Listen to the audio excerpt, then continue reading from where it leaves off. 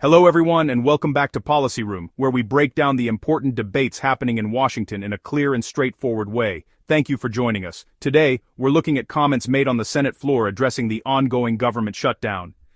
And I want to thank Senator Johnson for his dedication to try to pry the federal workers who are being used in what is a political battle, and I want to excuse them from a partisan political battle that is not of their making, so they can go back to work and serve the American people. So what we have here is a political standoff between Democrats and Republicans in Congress. It has nothing to do with the air traffic controllers. Some of them are Democrats, some are Republicans. It has nothing to do with any other essential or furloughed federal worker. Some of them are Democrats and Republicans. Some of them probably agree that we should shut down the government so insurance companies can make billions more dollars off the American taxpayers under Obamacare.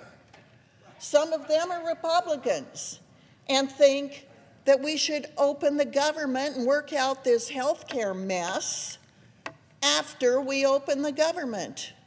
But regardless of that, they're not in a position to make those decisions. We are.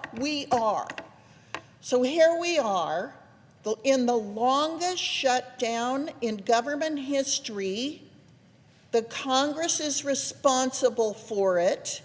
It's political, it's not policy-driven. So since we're going to argue about politics and who's winning and who's losing and who's setting themselves up to have the next president or win the midterms, instead of worrying about whether the airways are safe, whether WIC is funded, whether SNAP is funded, whether workers are funded, whether the military is funded, since we're going to fight over who's going to win the election a year from now, let's excuse the people who are not responsible for this dysfunction from our dysfunction. That's what Senator Johnson is trying to do. Now, we all agree, Democrats and Republicans, that this is not fair to federal workers, people who are in the military, who are air traffic controllers, who are essential, who are furloughed. It's not fair to them. We all agree. What Senator Johnson is doing is finding a way that we can be together on a bipartisan basis, excuse the federal workers from this mess, let them be paid, and let us go on with our absurd partisan political dysfunction if that's what we want. If we want to fight about health care, it's my opinion we ought to do it after we fully open the government. But if we're not willing to do that, let's at least let the federal workers off the hook. I applaud Senator Johnson. I applaud Senator Sullivan. I applaud Senator Cruz. We want to be able to keep Americans safe who are getting in airplanes every day. We want to keep Americans safe who are working in the military. They don't make very much money, especially those young first and second year military employees. And some of those have young families. Some of those have spouses. So I'm telling you, they don't make much money. And then you withhold their pay. Those are the people that are working paycheck to paycheck. Let them out of our political dysfunction. Don't make them suffer for our political misfunction and dysfunction. I want to also thank any Democrat who will listen and be compassionate towards your federal workers in your districts. This is wrong for those of us, whether we disagree about health care or not, whether you want to fund billions of dollars to give to insurance companies for a broken health care system, fine. We can have that debate.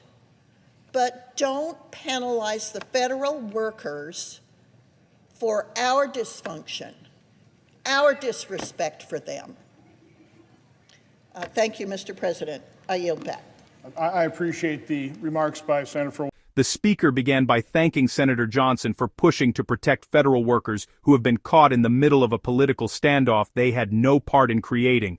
The focus was on making sure those workers can return to their jobs and continue serving the American people. Right now, the shutdown is the result of a political stalemate between Democrats and Republicans in Congress. It's not about air traffic controllers, military personnel, essential staff, or the workers who have been furloughed.